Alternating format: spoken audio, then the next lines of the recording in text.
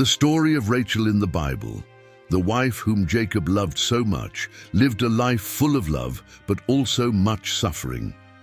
She was Jacob's great love, for whom he worked many years in order to marry.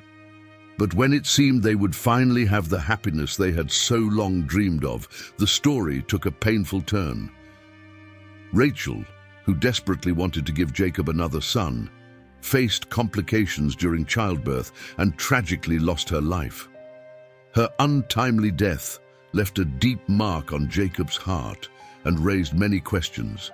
Was it a punishment from God for something she had done, a curse that followed her, or simply the conclusion of a life already full of struggles and sacrifices? In this video, we will understand the details of this tragic moment, which broke Jacob's heart. Prepare yourself to be moved by the cruel fate of Rachel, the beloved wife and mother who saw her dreams crumble in the last breath of her life. Rachel is a very important character in the Bible, and her story with Jacob is full of emotion. Their meeting is told in the book of Genesis, highlighting a love that seems eternal. Jacob, fleeing from his brother Esau's anger, left his land in Canaan and traveled to Haran, where his uncle Laban lived. Despite being a long and tiring journey, Jacob was full of hope for a new phase in his life. When he arrived in the region of Paddan Aram, he came upon a well where shepherds were bringing their flocks. It was there that he saw Rachel for the first time, as she cared for her father's sheep. At that moment, Jacob was captivated by Rachel's beauty and grace.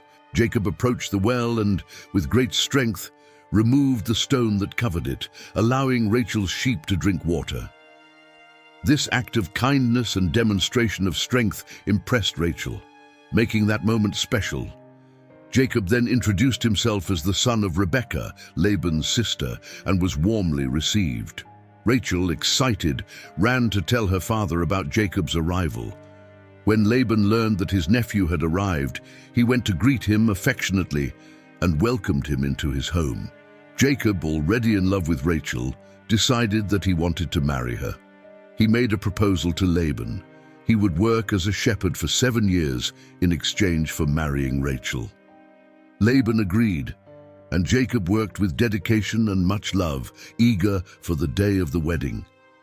The 7 years passed quickly for Jacob, so great was his love for Rachel. When the time came, Jacob said to Laban, "Give me my wife, for the agreed time has come to an end." Genesis 29 and 21. Laban then prepared a great feast, inviting all the men of the region to celebrate the wedding. But Laban had other plans in mind.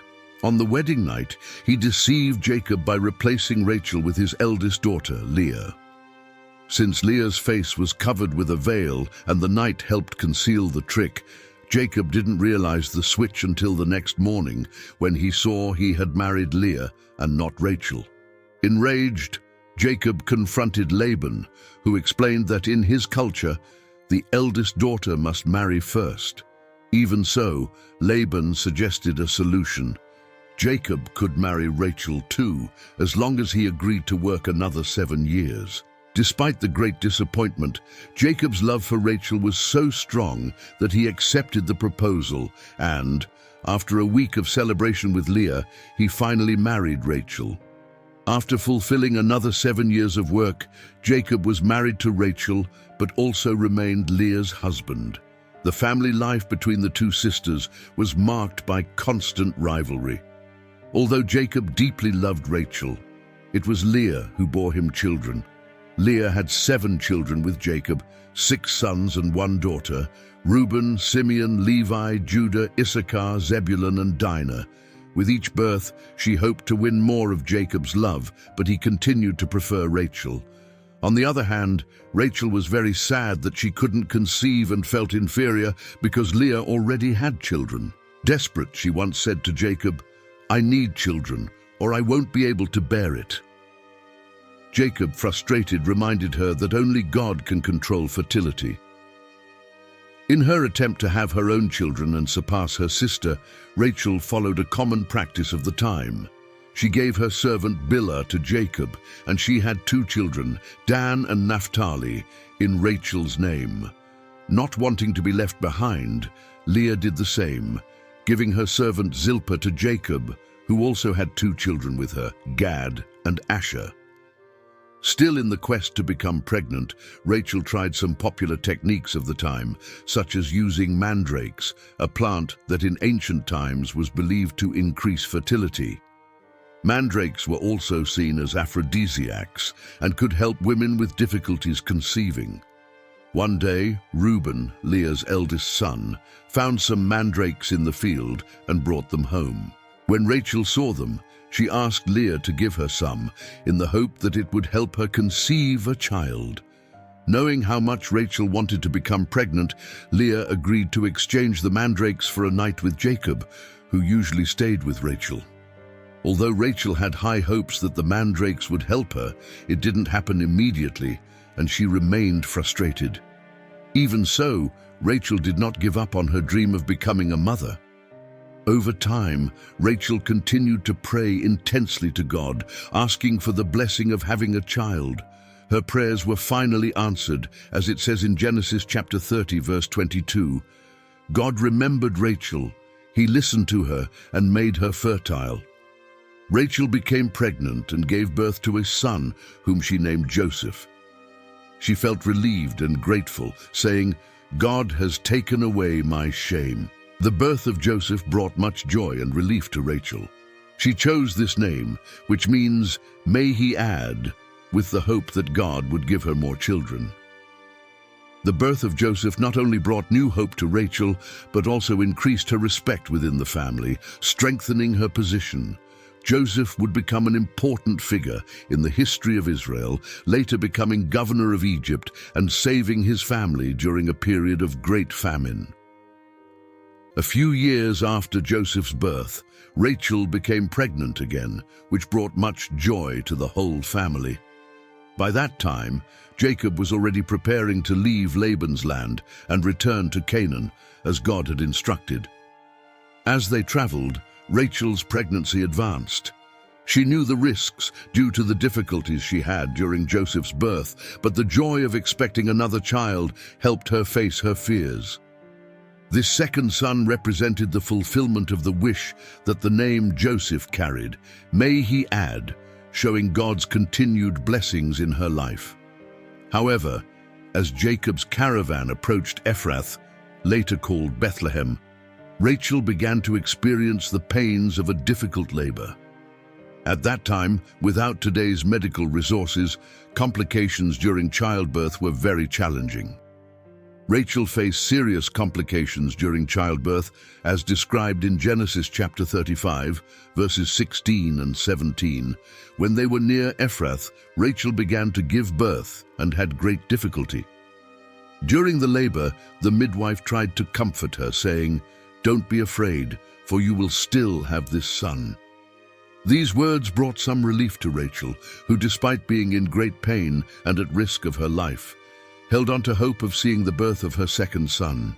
Rachel suffered greatly during labor, and after giving birth, she was very weak and on the verge of death.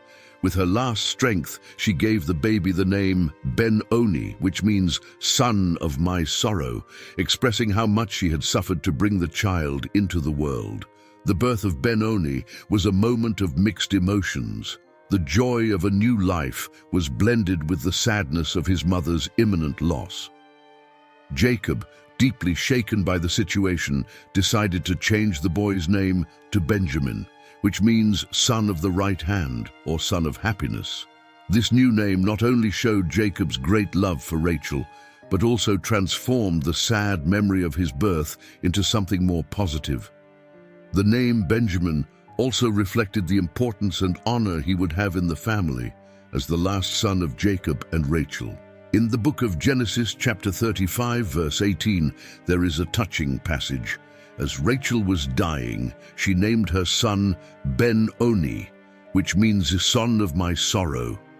But Jacob changed his name to Benjamin, which means the son of the right hand or son of happiness. Benjamin became the leader of one of the 12 tribes of Israel. the tribe of Benjamin, which played an important role in the history of the Israelite people. Among his descendants was Saul, the first king of Israel, whose selection as king marked Israel's transition from a group of tribes to a monarchy. Another famous descendant of the tribe of Benjamin was the Apostle Paul, also called Saul of Tarsus, who in his letters identified himself as an Israelite of the tribe of Benjamin, as mentioned in Romans chapter 11, verse 1. Rachel's death was a moment of great sorrow for Jacob and his entire family. Greatly distressed by Rachel's death, Jacob buried her on the way to Ephrath, which is now known as Bethlehem. As a way of honoring her, he built a monument over her tomb, symbolizing his eternal love and ensuring that Rachel's memory would be preserved. In the book of Genesis chapter 35, verses 19 and 20, it is written, "Rachel died and was buried on the way to Ephrath, which is Bethlehem. Jacob set up a pillar over her tomb, which is there to this day." This monument became a lasting symbol of Jacob's love for Rachel, keeping her memory alive for future generations. The cause of Rachel's death, however, is still surrounded by mystery. Some theologians and scholars suggest various theories based on events in her life. One of these ideas is that Jacob may have unknowingly cursed Rachel, leading to her premature death. This is related to an episode in which Rachel secretly took her father Laban's idols when Jacob decided to leave his house. Laban realized his idols had disappeared and went after Jacob and his family. When confronted, without knowing that Rachel had taken the idols, Jacob declared, "Whoever is found with your gods shall not survive." Genesis chapter 31, verse 32. Some believe that these words eventually became a curse that was fulfilled with Rachel's death. Although the Bible does not directly link Jacob's curse with Rachel's death, some interpretations suggest that Jacob's words could have had a prophetic or mystical effect, resulting in Rachel's death. This idea is debated, as it implies believing that words spoken without intent can have a fatal impact. The fact that Rachel stole Laban's idols also raises questions about her morality and devotion to God, as this act goes against the exclusive worship of the Lord. Some scholars view Rachel's death as a possible divine punishment for this act of idolatry.